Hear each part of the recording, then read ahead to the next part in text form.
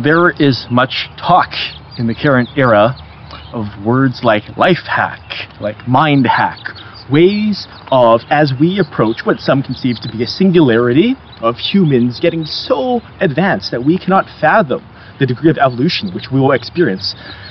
With all that, we're currently sharing ways of improving ourselves, of gaining advantages, of looking at, and here's one of my favorite examples, the freak callers who use tools like blue boxes. Social engineering comes into play, not just the tools, but how they could charm their way past all these phone system operators and get their desired result, whether it was free phone calls or some other thing.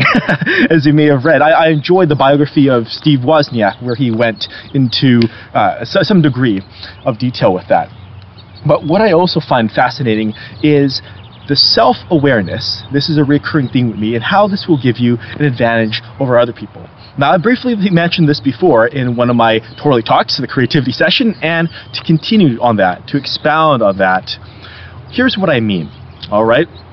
So I'm thinking of a situation in which you were in a room with a bunch of friends, and there was an alien on the roof, or on the wall, the top ceiling. He's looking down at everyone.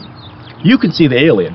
No one else can. Of course you say, hey, there's the alien. They think you're crazy. And it's true, it's tough to distinguish that there are mental illnesses in which people will see things that aren't really there. But it's also true, like that saying, there's a fine line between genius and insanity. It's also very true that there are things which aren't there for other people yet, but you can bring that into being. And that is the epitome of creativity. That is manifesting things, whether you are building wonderful objects in a 3D world from your head and sharing that collective, as I do in Second Life, or if you are writing a story with characters that never have existed, and then later on it becomes realer for people. People refer to these characters as if they were living things. They may send you hate mail if you kill off some of those characters. That's just what happens. That is a great sign that you're touching into people's emotions, that you're really tapping into that you're really growing and adapting and shaping culture. And therefore, what you are doing is transforming reality.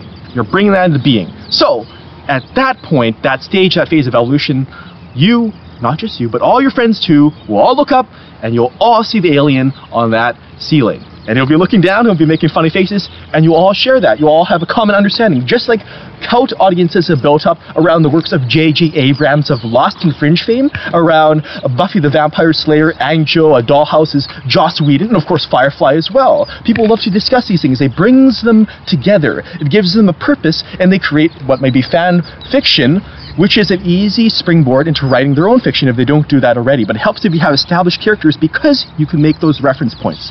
But remember, with anything, with any new terms, with any sorts of things like that, you will face opposition. You will face people who are like, oh, there's already such and such that exists. Why don't you just go with that? They will be people who might, and there is, again, gradation. You don't want to be a knockoff. You don't want to rip people off, but you pay homage to themes, and you push them far enough that what you have is that self-awareness of changing people's reality that way. And when books like that, they can inspire someone, not just non-fiction books, but fictional ones as well, to become a better person, to write, to read, for others even, to present, to talk like I do, then that is another epitome of creativity. So here we have these bringing it out, just letting it flourish. And sometimes you just gotta let it spill out. Sometimes the process will be very, very messy. You can't censor your mind. It's like when you dream. You're not gonna have a tight and taut absolute control. It's like someone is going to cause a reflex action of your mind. And your mind, based on prior experiences, conditioning, and other things which sometimes you must challenge, is going to test your bounds of what you know, what you believe the world around you to be, whether you're spiritual or not, or an atheist or whatever. It's a universal human experience.